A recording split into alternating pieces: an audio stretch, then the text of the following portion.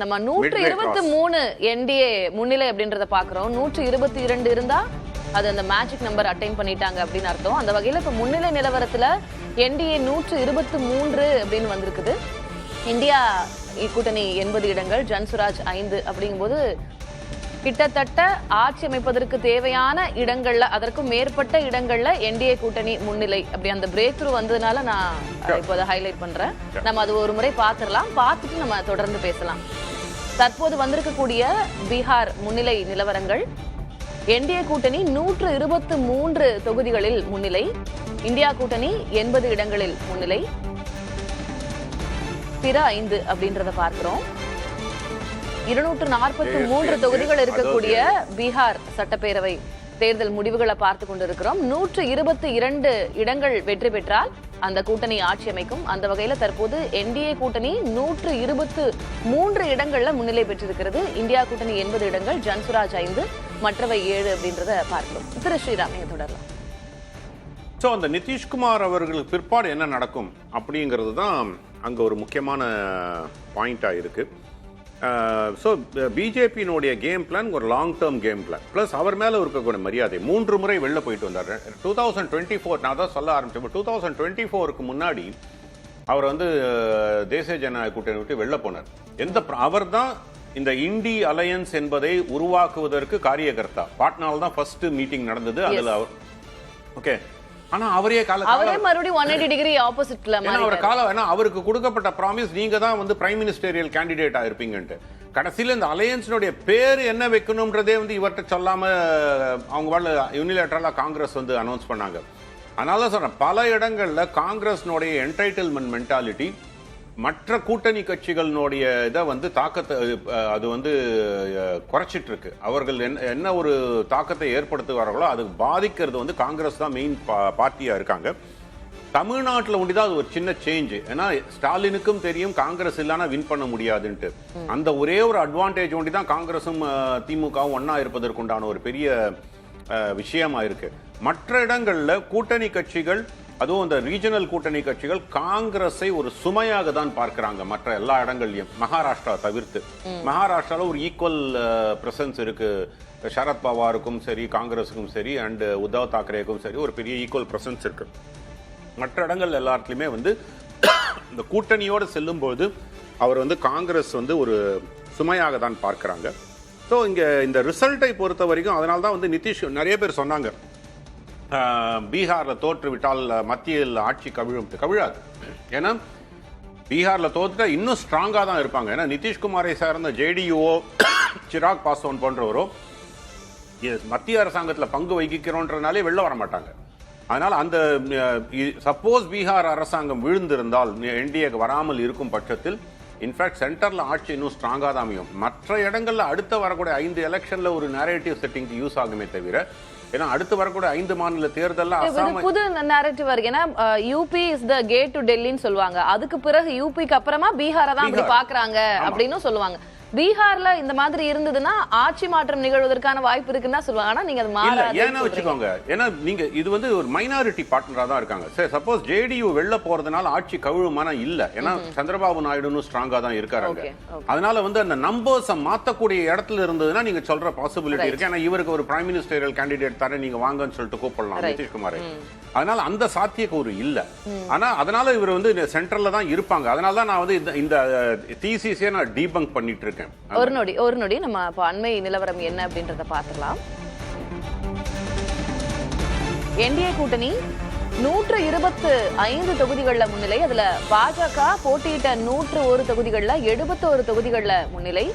LJP 28ல ஒரு இடத்துல தான் முன்னிலை. ஜேடியு 101 தொகுதிகள்ல 51 தொகுதிகள்ல முன்னிலை. கிட்டத்தட்ட பாஜக தான் லீடிங்ல இருக்கிறாங்க இதுலயுமே.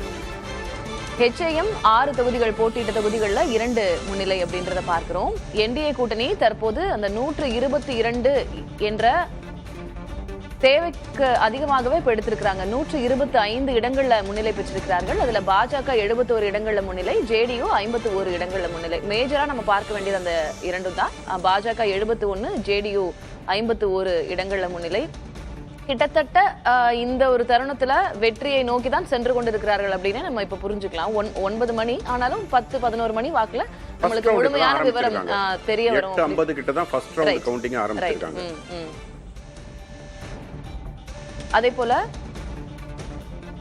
இந்தியா கூட்டணி 80 தொகுதிகளில் முன்னிலை பெற்றிருக்கிறார்கள். ஜன்சுராஜ் 5, மற்றவை 7 அப்படின்றத பார்க்கிறோம். பெரும்பான்மைக்கு தேவையான 122 என்ற அந்த எண், அதனை தாண்டியே என்டிஏ கூட்டணி இப்போ முன்னிலை பெற்றிருக்கிறது. திரு ஸ்ரீராம் தொடரலாம்.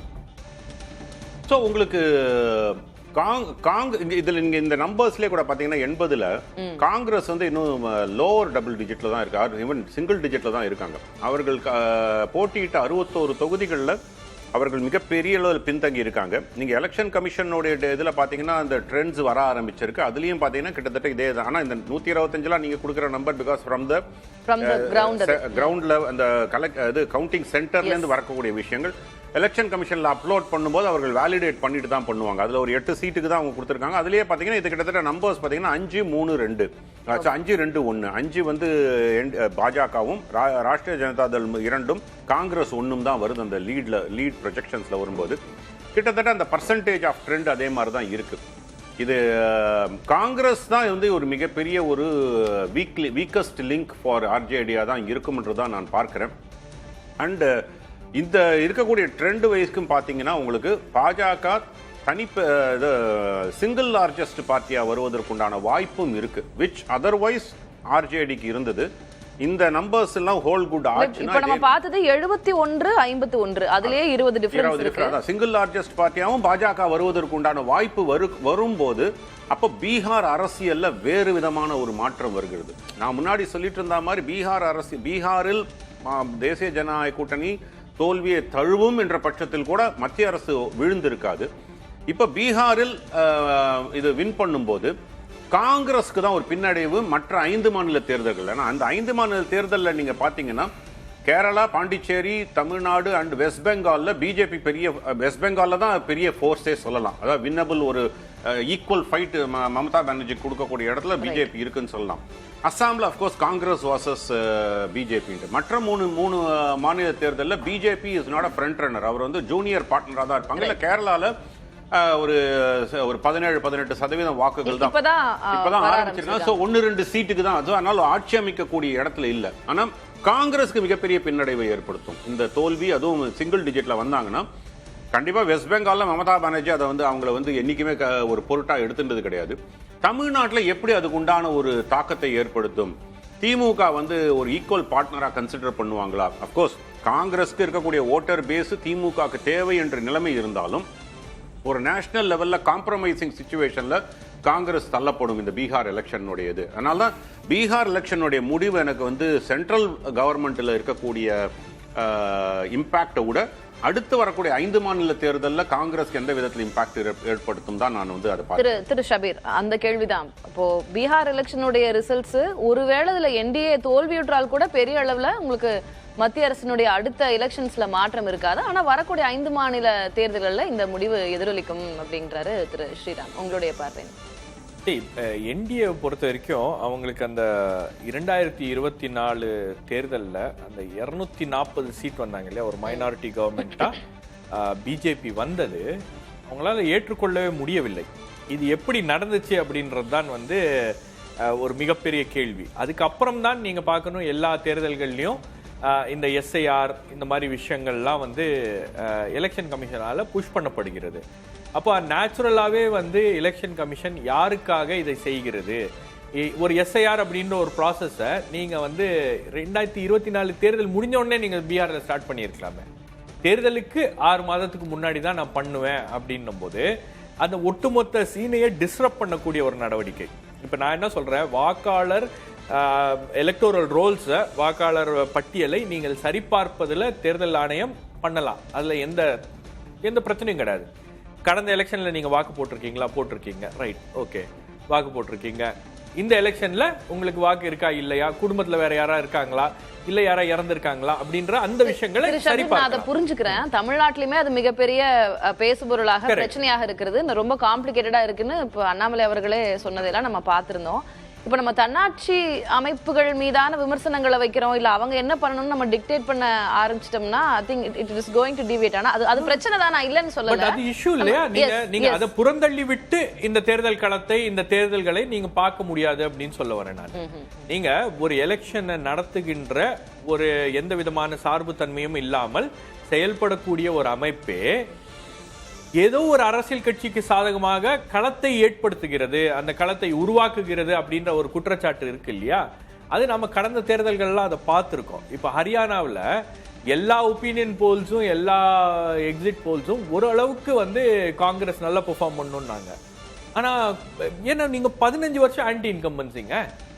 ஹரியானால வந்து ஆட்சி வந்து பயங்கரமா நல்ல காங்கிரஸ் ஒரு இடத்துல வெற்றி பெறுகிறது, ஒரு மாநிலத்தை வெற்றி பெறுகிறது அப்படின்னா அந்த இடத்துல எதுவும் விமர்சனங்கள் அந்த இடத்துலயும் அந்த விமர்சனங்கள் இருக்கு. பட் காங்கிரஸ் வந்து ஆர்கனைசேஷனல் ஸ்ட்ரென்த்ல அந்த இடங்கள்ல வின் பண்ணுது. இப்ப உதாரணத்துக்கு நீங்க கர்நாடகா எடுத்துக்கோங்க, they had a better strategy. அவங்களுக்கு ஆர்கனைசேஷனல் ஸ்ட்ரென்த் இருக்கு. நான் அதை உள்வாங்கிக்கிறேன், it's up for a debate. But நான் இன்னைக்கு கொஞ்சம் இன்னும் பீகார் சென்ட்ரிக்கா வந்துடலாம் அப்படின்னு யோசிக்கிறேன். இந்த பீகார் தேர்தலையும் வந்து உங்களுக்கு இந்த களம் இருக்கு இல்லையா, இந்த களத்தை எப்படி தனக்கு சாதகமாக பயன்படுத்திக்கிறது அப்படின்றதுல என்டிஏ வந்து ஹேஸ் a better strategy. அதுதான் வந்து அங்க ரிசல்ட்ஸ் காமிக்குது, நம்பர்ஸ் காமிக்குது. இப்ப போன தடவை 75 சீட்ஸா போன தடவை, அப்ப கிட்டத்தட்ட அதே ஸ்ட்ரைக் ரேட்ல தான் அவங்க இருக்காங்க.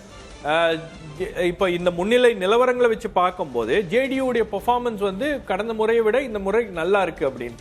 அப்போ ஏதோ ஒரு இடத்துல ஒரு கோஹஷன் இருக்கு, ஏதோ ஒரு இடத்துல அவங்களுடைய கோஆர்டினேட்டட் இணைந்து செயல்பட்டது இந்த ரிசல்ட்ஸ்ல பிரதிபலிக்குது அப்படின்ற. பட் ஸ்டில் உங்களுக்கு வந்து எலெக்ஷன்ஸ் வந்து இன்னும் இது முன்னணி நிலவரங்கள் அப்படின்னும் போது இதுல ஏதாச்சும் மாற்றங்கள் இருக்குமா அப்படின்றத பார்க்கணும். ஏன்னா 2024ல நீங்க யார் எக்ஸ்பெக்ட் பண்ணா பிரதமர் நரேந்திர மோடி வில் ட்ரெயில் இன் வாரணாசி? அவரே பின்தங்கிட்டார் இல்லையா வாரணாசியில. ஒரு 2 ரவுண்ட்ல முடிவுகள் எல்லாம் ரொம்ப ஆச்சரியமாவே இருந்தது. ஒரு 2 ரவுண்ட்ல வந்து பின்தங்கிட்டாரு. இன்னொரு முக்கியமான விஷயம் இதுல நான் ஏற்கனவே பேசினது போல, அதாவது காங்கிரஸ் கட்சி ஆர்ஜேடிக்கு எந்த அளவுக்கு வலு சேர்க்க வேண்டுமோ அவங்களுடைய பிரச்சாரத்துக்கு வலு சேர்க்கல. இதுல ஒரே ஒரு விஷயம் அவங்க பண்ணது என்னன்னா, தேஜஸ்வி யாதவ் அவர்களை முதலமைச்சர் வேட்பாளராக அறிவித்தது. அது ஒரு ஸ்ட்ராட்டஜி. ஏதோ ஒரு இடத்துல கொஞ்சம் கூடுதலாக ஸ்ரீராம் அவர்கள் தொடர்ந்து சொன்னது, அவர் வந்ததுல இருந்து எனக்கு தெரிஞ்ச ஒரு 5 முறை சொல்லியிருப்பாரு, இதுல காங்கிரஸ் தான் தேஜஸ்விய ஆர்ஜேடிய புடிச்சு கீழே இழுத்ததே அவங்க தான். அவர் அந்த point he wanted to make that point and he made. சொல்லுங்க. அதுதான் சொல்றேன் நான், அந்த பாயிண்ட் உங்களுக்கு யூபிலயும் அதான் நடந்துச்சு, பீகார்லயும் அதான் நடக்கிறது. பட் இந்த எலெக்ஷன்ல ஏதோ ஒரு இடத்துல தேஜஸ்வி யாதவை முதலமைச்சர் வேட்பாளராக முன்னிறுத்தியது அது வேண்டா வெறுப்புல கூட காங்கிரஸ் கட்சி செய்திருக்கிறது அப்படின்னா, காங்கிரஸ் கட்சியில பல பேர் அதை விரும்பல. பட் அதை செய்தார்கள், செய்ய வேண்டிய ஒரு கட்டாயம் என்பது ஏற்பட்டுச்சு. ஏன்னா உங்களுக்கு கிரவுண்ட் சிச்சுவேஷன் வந்து இளைஞர்களுடைய பார்வை என்பது தேஜஸ்வி பக்கம் இருக்கிறது அப்படின்னும் போது அதை நம்ம வந்து கேபிட்டலைஸ் பண்ணலாம் அப்படின்ற ஒரு ஸ்ட்ராட்டஜியை முன்னெடுத்தாங்க. அது எந்த அளவுக்கு அவங்களுக்கு பலனளிக்கிறது அப்படின்னு பார்க்கணும். பட் பொதுவா களத்தில் இருந்து பார்த்தவர்கள் அவங்க என்ன சொல்றாங்கன்னா, ஆர்ஜேடி சிங்கிள் லார்ஜஸ்ட் பார்ட்டியா எமர்ஜ் ஆகிறதுக்கான வாய்ப்புகள் அதிகமாக இருக்கிறது அப்படின்றாங்க. ஆட்சி அமைப்பது இப்போ இதுல நீங்க பார்க்கணும், பிஜேபி கடந்த முறை 75 சீட் வந்ததுக்கு பிறகு கூட 43 சீட் வச்சிருந்த நிதிஷ்குமார் அவர்களை முதலமைச்சராக இருப்பதற்கு அலோவ் பண்ணாங்க. இந்த முறையும் அதே பேட்டர்னை ஃபாலோ பண்ணுவாங்களா அப்படின்றது ஒரு மிகப்பெரிய கேள்வி. நீங்க ஏன் நான் வந்து கடந்த நாடாளுமன்ற தேர்தலை பத்தி பேசினேன் அப்படின்னா, கடந்த நாடாளுமன்ற தேர்தலில் 240 அப்படின்ற இலக்குக்கு பிஜேபி தள்ளப்படல அப்படின்னா, நிதிஷ்குமார் தயவுல ஒன்றிய அரசாங்கத்துடைய ஆட்சி நடக்க இல்லாம இருந்துச்சு அப்படின்னா அவங்களுடைய ஒட்டுமொத்த பீகார் ஸ்ட்ராட்டஜி டிஃபரெண்டா இருந்திருக்கும். பீகார்ல இன்னும் என்டிஏ அக்ரெசிவா போயிருக்கும். இன்னைக்கு கொஞ்சம் அடக்கி வாசிக்கிறாங்க, நிதிஷ்குமாரை பாத்துக்கணும் அப்படின்ற ஒரு சூழல் அப்படின்றது ஏன் ஏற்பட்டிருக்கு அப்படின்னா, அதுக்கு வந்து அவங்க கொடுக்கின்ற நிதிஷ்குமார் கொடுக்கின்ற ஆதரவு. சரி, நாளைக்கு வந்து இன்னும் கொஞ்சம் ஒரு 6 மாசம் போகும்போதோ அல்லது 7 மாசம் போகும்போது நிதிஷ்குமார் எம்பிஸே வந்து பிஜேபி பக்கம் ஆதரவாக கூட வரலாம். நான் அதான் கேட்டேன் ஷபீர், நான் திரு ஸ்ரீராம் அவர்கள்கிட்டே அதான் கேட்டேன். பீகாரும் அவங்களுக்கு ஒரு பாயிண்ட் ஆஃப் இம்பார்ட்டன்ஸா தான் இருக்கு பிஜேபிக்கு. அவங்களுக்கு ஹரியானா மாதிரி, ராஜஸ்தான் மாதிரி, உத்தரப்பிரதேஷ் மாதிரி, மத்திய பிரதேஷ் மாதிரி அடுத்து பீகார் வேணும் அப்படின்ற எண்ணம் நிச்சயமா இருக்கும். அதை நோக்கி காய்களை நகர்த்துவாங்க தானே? கண்டிப்பா கண்டிப்பா. அதாவது ஒரு தேர்தலில் வெற்றி பெற வேண்டும். நாங்க தேர்தலில் வெற்றி பெறுவதன் மூலமாக பிஜேபி தன்னுடைய டாமினன்ஸை வந்து உறுதி செய்து நாங்கள் தான் இங்க வலுவாக இருக்கிறோம், நாங்கள் தான் வந்து இங்க ஒரு வலுவான கட்டமைப்பாக இருக்கிறோம் அப்படின்றது அந்த டாமினன்ஸை வந்து அவங்க ப்ரூவ் பண்ணிட்டே இருக்காங்க. காங்கிரஸ் கட்சிக்கு ஒண்ணுமே இல்லை அப்படின்ற ஒரு இம்ப்ரெஷனை கிரியேட் பண்ணிட்டு இருக்காங்க. நீங்க பிஜேபிக்கு இருக்கக்கூடிய ஒரு அட்வான்டேஜ் மற்ற கட்சிகளுக்கு இல்லை. நீங்க பிஜேபிக்கு வந்து ஒரு சேட்டலைட் ஆர்கனைசேஷன்ஸ் இருக்கு, ஆர்எஸ்எஸ் ஒரு பெரிய பலம், பஜ்ரங் தள், விஹெச்பி, நிறைய இந்துத்துவ ஆர்கனைசேஷன் ஏகப்பட்ட தளங்கள்ல வேலை பார்க்குறாங்க.